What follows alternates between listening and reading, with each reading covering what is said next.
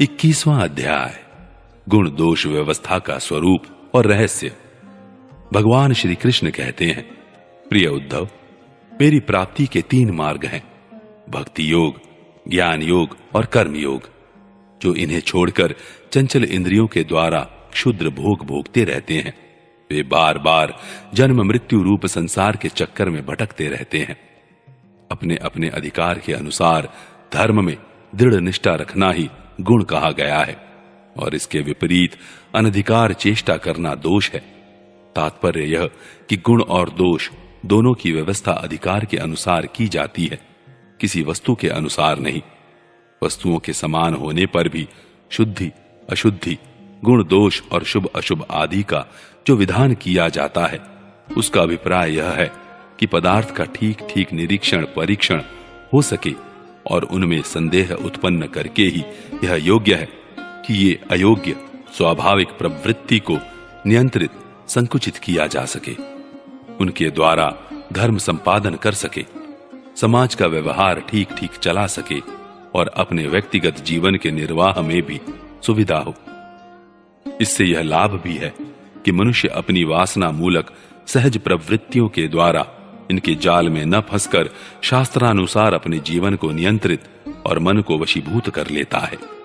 निष्पाप उद्धव, यह आचार मैंने ही मनु आदि का रूप धारण करके धर्म का भार ढोने वाले कर्म जड़ों के लिए उपदेश किया है। पृथ्वी, जल, तेज, वायु, आकाश, ये पंचभूत ही ब्रह्मा से लेकर पर्वत वृक्ष पर्यंत सभी प्राणियों के शरीरों के मूल कारण हैं।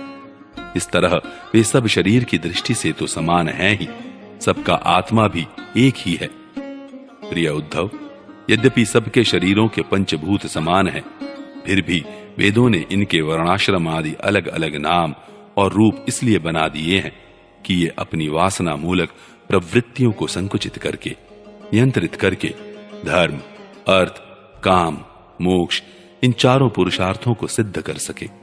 साधु श्रेष्ठ, देश, काल, फल, निमित्त, अधिकारी और धान्य आदि वस्तुओं के गुण दोषों का विधान भी मेरे द्वारा इसीलिए किया गया है कि कर्मों में लोगों की उच्छृंखल प्रवृत्ति न हो, मर्यादा का भंग न होने पाए।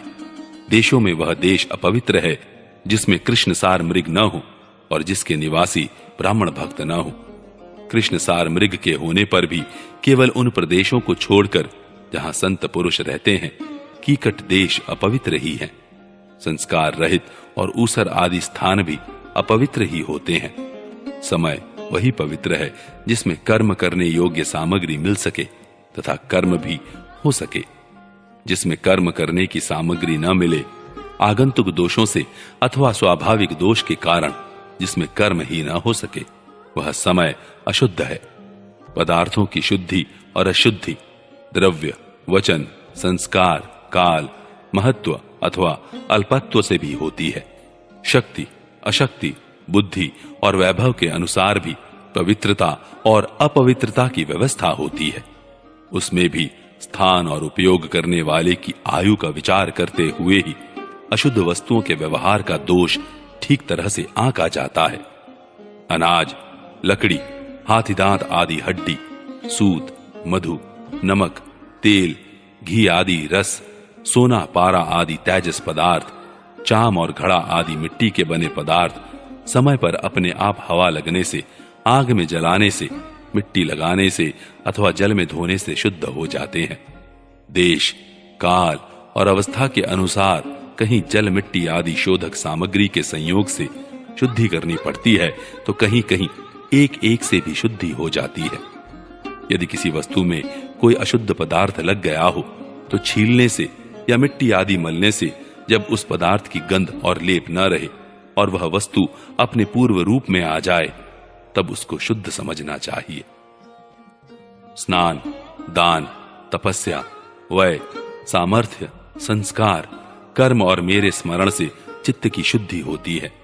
इनके द्वारा शुद्ध होकर ब्राह्मण, क्षत्रिय और वैश्य को विहित कर्मों का आचरण करना चाहिए। गुरुमुख से सुनकर भलीभांति हृदयंगम कर लेने से मंत्र की और मुझे समर्पित कर देने से कर्म की शुद्धि होती है। उद्धव जी, इस प्रकार देश, काल, पदार्थ, कर्ता, मंत्र और कर्म, इन छहों के शुद्ध होने से धर्म और अशुद्ध होने से अधर्म होता है। कहीं कहीं शास्त्र विधि से गुण दोष हो जाता है और दोष गुण। एक ही वस्तु के विषय में किसी के लिए गुण और किसी के लिए दोष का विधान गुण और दोषों की वास्तविकता का खंडन कर देता है, और इससे यह निश्चय होता है कि गुण दोष का यह भेद कल्पित है। जो लोग पतित हैं वे पतितों का सा आचरण करते हैं तो उन्हें पाप नहीं लगता, जबकि श्रेष्ठ पुरुषों के लिए वह सर्वथा त्याज्य होता है। जैसे गृहस्थों के लिए स्वाभाविक होने के कारण अपनी पत्नी का संग पाप नहीं है, परंतु सन्यासी के लिए घोर पाप है। उद्धव जी, बात तो यह है कि जो नीचे सोया हुआ है वह गिरेगा कहां? वैसे ही जो पहले से ही पतित हैं उनका अब और पतन क्या होगा? जिन जिन दोषों और गुणों से मनुष्य का चित्त उपरत हो जाता है, उन्हीं वस्तुओं के बंधन से वह मुक्त हो जाता है।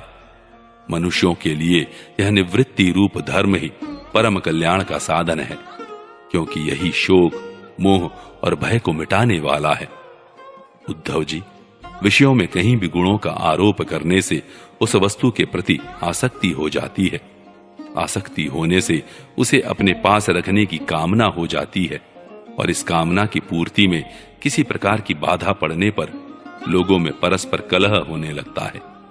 कलह से असह्य क्रोध की उत्पत्ति होती है, और क्रोध के समय अपने हित अहित का बोध नहीं रहता, अज्ञान छा जाता है। इस अज्ञान से शीघ्र ही मनुष्य की कार्य का निर्णय करने वाली व्यापक चेतना शक्ति लुप्त हो जाती है। साधु, चेतना शक्ति अर्थात स्मृति के लुप्त हो जाने पर मनुष्य में मनुष्यता नहीं रह जाती, पशुता आ जाती है, और वह शून्य के समान अस्तित्वहीन हो जाता है। अब उसकी अवस्था वैसी ही हो जाती है जैसे कोई मूर्छित या मुर्दा हो। ऐसी स्थिति में न तो उसका स्वार्थ बनता है और न तो परमार्थ। विषयों का चिंतन करते करते वह विषय रूप हो जाता है। उसका जीवन वृक्षों के समान जड़ हो जाता है। उसके शरीर में उसी प्रकार व्यर्थ श्वास चलता रहता है जैसे लोहार की धौंकनी की हवा। उसे न अपना ज्ञान रहता है और न किसी दूसरे का। वह सर्वथा आत्मवंचित हो जाता है। उद्धव जी, यह स्वर्गादि रूप फल का वर्णन करने वाली श्रुति मनुष्यों के लिए उन लोकों को परम पुरुषार्थ नहीं बतलाती, परंतु बहिर्मुख पुरुषों के लिए अंतःकरण शुद्धि के द्वारा परम कल्याणमय मोक्ष की विवक्षा से ही कर्मों में रुचि उत्पन्न करने के लिए वैसा वर्णन करती है। जैसे बच्चों से औषधि में रुचि उत्पन्न करने के लिए रोचक वाक्य कहे जाते हैं, इसमें संदेह नहीं कि संसार के विषय भोगों में, प्राणों में और सगे संबंधियों में सभी मनुष्य जन्म से ही आसक्त हैं, और उन वस्तुओं की आसक्ति उनकी आत्मोन्नति में बाधक एवं अनर्थ का कारण है। वे अपने परम पुरुषार्थ को नहीं जानते, इसलिए स्वर्गादि का जो वर्णन मिलता है वह ज्यों का त्यों सत्य है, ऐसा विश्वास करके देवादि योनियों में भटकते रहते हैं और फिर वृक्ष आदि योनियों के घोर अंधकार में आ पड़ते हैं। ऐसी अवस्था में कोई भी विद्वान अथवा वेद फिर से उन्हें उन्हीं विषयों में क्यों प्रवृत्त करेगा? दुर्बुद्धि लोग वेदों का यह अभिप्राय न समझकर कर्मासक्तिवश पुष्पों के समान स्वर्गादि लोकों का वर्णन देखते हैं और उन्हीं को परम फल मानकर भटक जाते हैं। परंतु वेद वेत्ता लोग श्रुतियों का ऐसा तात्पर्य नहीं बतलाते। विषय वासनाओं में फंसे हुए दीनहीन लोभी पुरुष रंग बिरंगे पुष्पों के समान स्वर्गादि लोकों को ही सब कुछ समझ बैठते हैं। अग्नि के द्वारा सिद्ध होने वाले यज्ञ यागादि कर्मों में ही मुग्ध हो जाते हैं। उन्हें अंत में देवलोक, पितृलोक आदि की ही प्राप्ति होती है।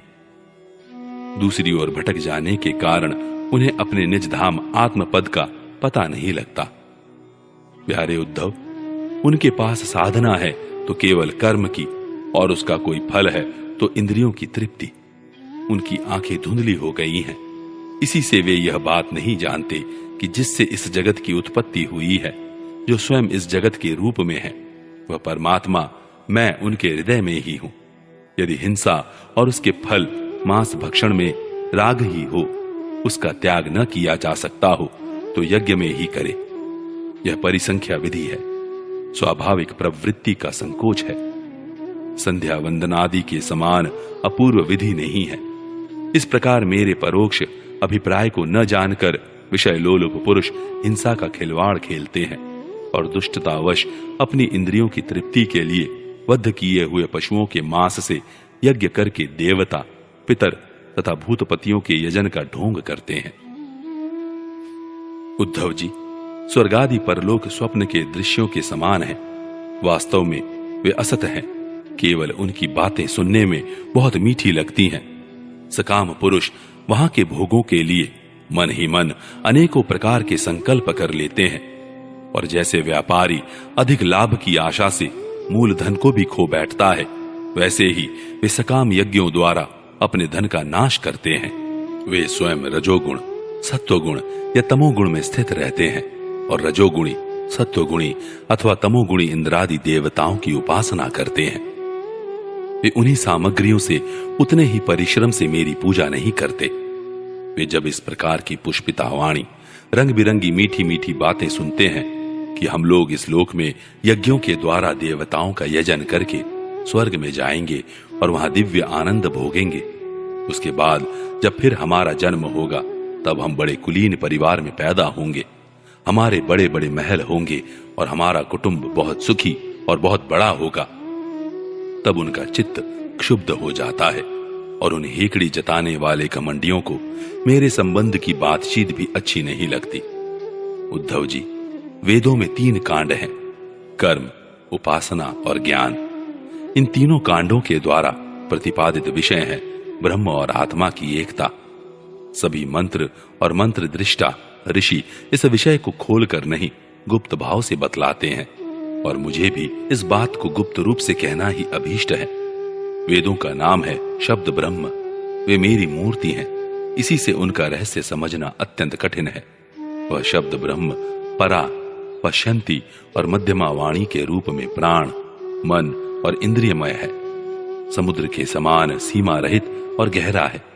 उसकी थाह लगाना अत्यंत कठिन है। उद्धव, मैं अनंत शक्ति संपन्न एवं स्वयं अनंत ब्रह्म हूं। मैंने ही वेदवाणी का विस्तार किया है। जैसे कमल नाल में पतला सा सूत होता है, वैसे ही वह वेदवाणी प्राणियों के अंतःकरण में अनाहत नाद के रूप में प्रकट होती है। भगवान हिरण्यगर्भ स्वयं वेद मूर्ति एवं अमृतमय है। उनकी उपाधि है प्राण, और स्वयं अनाहत शब्द के द्वारा ही उनकी अभिव्यक्ति हुई है। जैसे मकड़ी अपने हृदय से मुख द्वारा जाला उगलती और फिर निगल लेती है, वैसे ही वे स्पर्श आदि वर्णों का संकल्प करने वाले मन रूप निमित्त कारण के द्वारा हृदयाकाश से अनंत अपार अनेकों मार्गों वाली वैखरी रूप वेदवाणी को स्वयं ही प्रकट करते हैं और फिर उसे अपने में लीन कर लेते हैं। वह वाणी हृदगत सूक्ष्म ओंकार के द्वारा अभिव्यक्त स्पर्श, स्वर, ऊष्मा और अंतःस्थ इन वर्णों से विभूषित है। उसमें ऐसे छंद हैं जिनमें उत्तरोत्तर 4-4 वर्ण बढ़ते जाते हैं और उनके द्वारा विचित्र भाषा के रूप में यह विस्तृत हुई है। गायत्री, उष्णिक, अनुष्टुप, बृहति, पंक्ति, त्रिष्टुप, जगति, अतिछंद, अत्यष्टि, अतिजगति और विराट। वह वेदवाणी कर्म कांड में क्या विधान करती है, उपासना कांड में किन देवताओं का वर्णन करती है और ज्ञान कांड में किन प्रतीतियों का अनुवाद करके उनमें अनेकों प्रकार के विकल्प करती है, इन बातों को, इस संबंध में श्रुति के रहस्य को मेरे अतिरिक्त और कोई नहीं जानता। मैं तुम्हें स्पष्ट बतला देता हूं, सभी श्रुतियां कर्म कांड में मेरा ही विधान करती है। उपासना कांड में उपास्य देवताओं के रूप में वे मेरा ही वर्णन करती हैं और ज्ञान कांड में आकाशादि रूप से मुझमें ही अन्य वस्तुओं का आरोप करके उनका निषेध कर देती है।